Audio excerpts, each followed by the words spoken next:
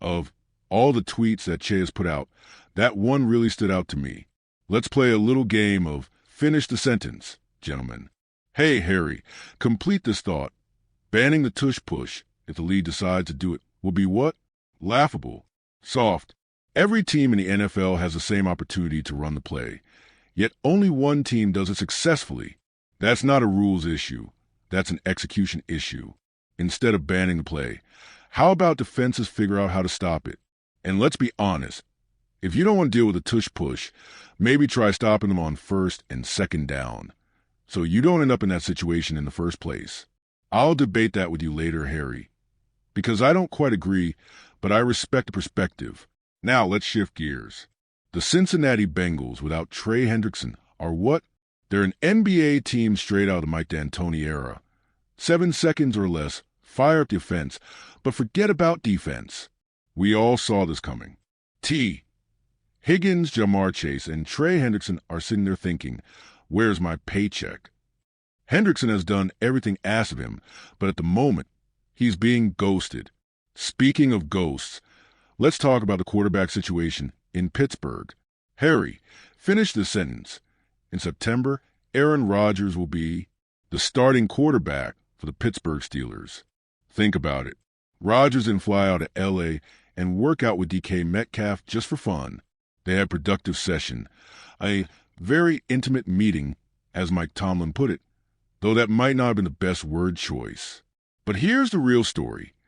The Steelers have been searching for stability at quarterback ever since Ben Roethlisberger's prime years faded, and Roethlisberger himself chimed in, saying he truly believes Rodgers will be a Steeler. But wait, there's a twist. I'll say it right now. I think Aaron Rodgers is still holding out for Minnesota. That's why he hasn't signed with Pittsburgh yet. Think about it. Why else would he be throwing with high-profile receivers, making sure the world sees it, but refusing to commit to the Steelers? He's waiting for the Vikings. Adam Schefter, your thoughts? That's not breaking news. We've been saying it for weeks. Look, right now, the Steelers are the only team with a legitimate offer on the table for Rodgers. If he wanted to be there, he'd already be there. The fact that he hasn't signed tells you everything. He's waiting for something better. The Vikings don't have an opening at quarterback right now, but that could change. And let's not forget, Rodgers has been down this road before. Green Bay to New York, and potentially to Minnesota, just like Brett Favre. The Steelers will eventually need an answer.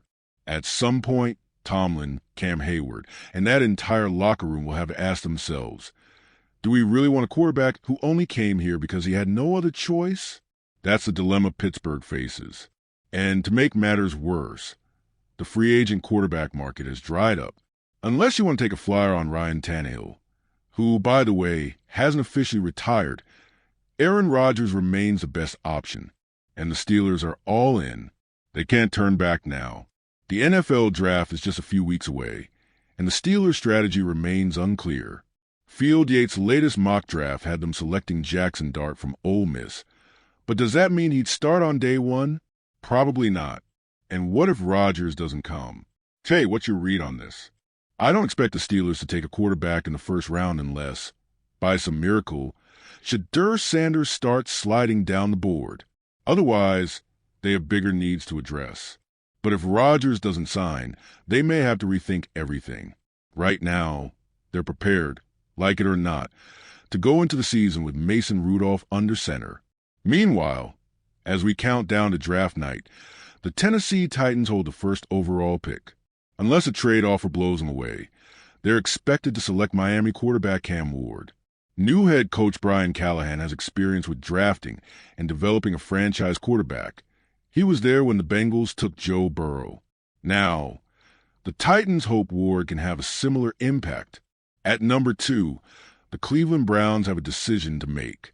Early rumors suggested they might take Shedeur Sanders, but the buzz has shifted.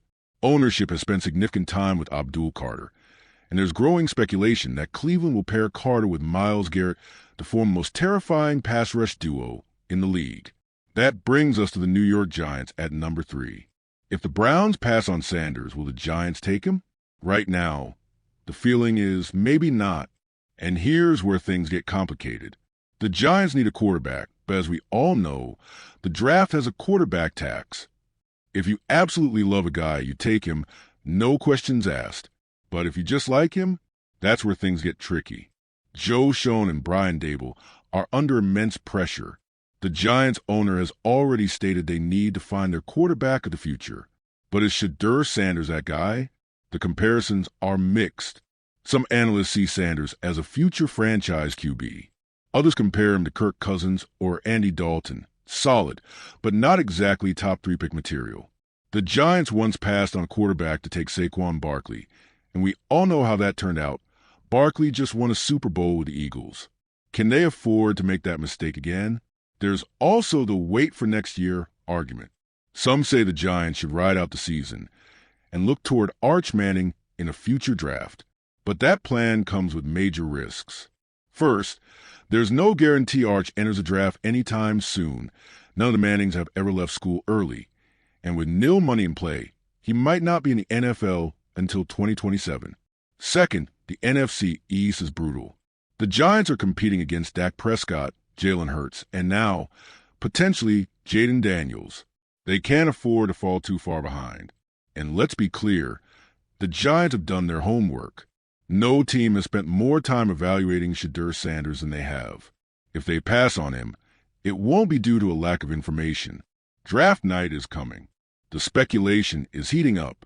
And with every passing day, one question looms larger. If the Giants don't take a quarterback, what's their plan? When Roger Goodell steps to the podium and announces the pick from Colorado, the only question will be, which Colorado star will it be? And speaking of Green Bay, what about Aaron Rodgers? This story is far from over.